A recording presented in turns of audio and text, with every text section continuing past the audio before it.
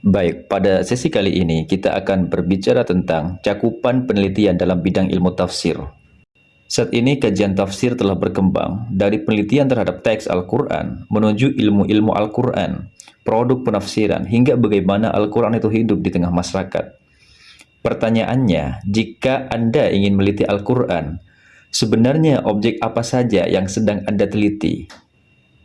Secara umum, cakupan penelitian bidang ilmu tafsir dapat dipetakan ke dalam 4 wilayah besar.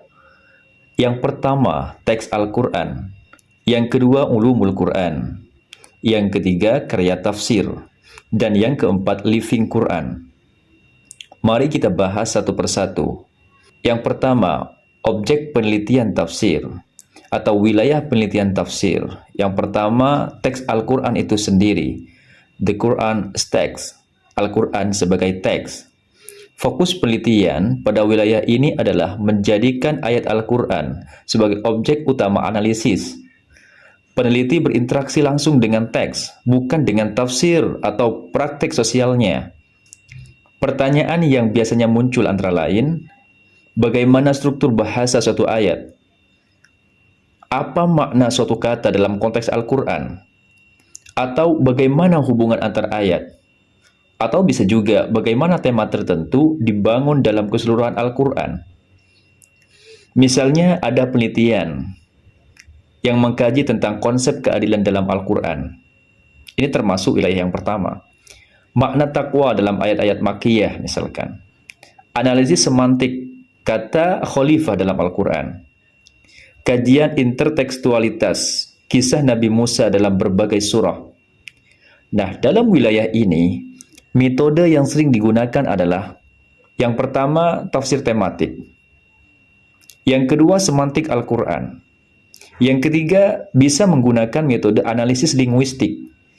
Yang keempat, bisa menggunakan hermeneutik.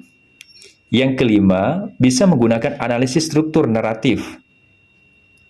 Menariknya, penelitian jenis ini berangkat dari asumsi bahwa teks Al-Quran memiliki dunia makna yang dapat terus dieksplorasi tanpa harus bergantung sepenuhnya pada penafsiran ulama terdahulu.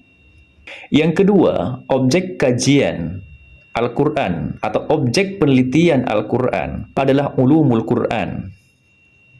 Wilayah kedua adalah ulumul Quran, yaitu ilmu-ilmu yang menjelaskan segala hal yang berkaitan dengan Al-Quran.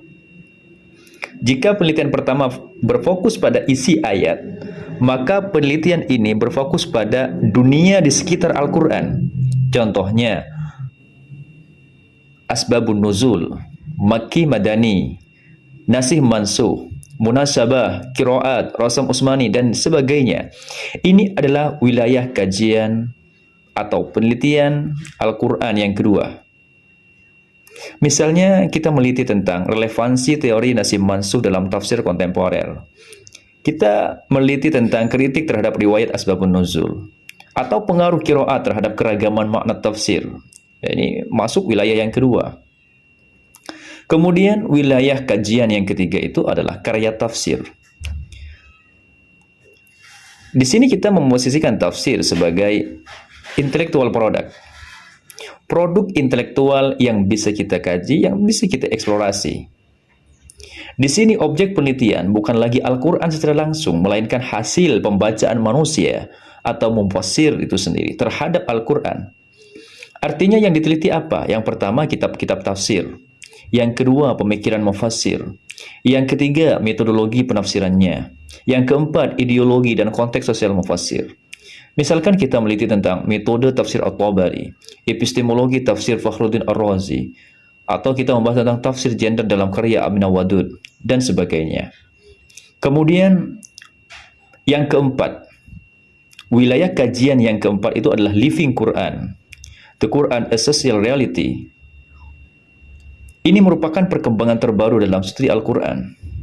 Fokusnya bukan lagi teks atau tafsir, tetapi bagaimana Al-Quran hadir dalam kehidupan masyarakat.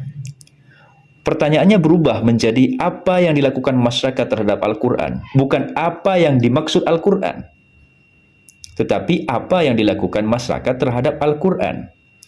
Contohnya kita mengkaji misalnya tentang tradisi yasinan, tradisi pembacaan surah Al-Waqiah untuk menarik rezeki misalkan.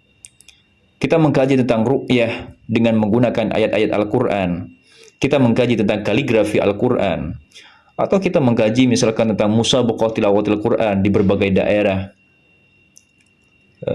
Atau tradisi hataman dan tadarus Al-Quran. Nah, dalam pendekatan ini, Al-Quran dipandang sebagai fenomena sosial dan budaya. Metode yang digunakan umumnya, yang pertama bisa kita menggunakan etnografi.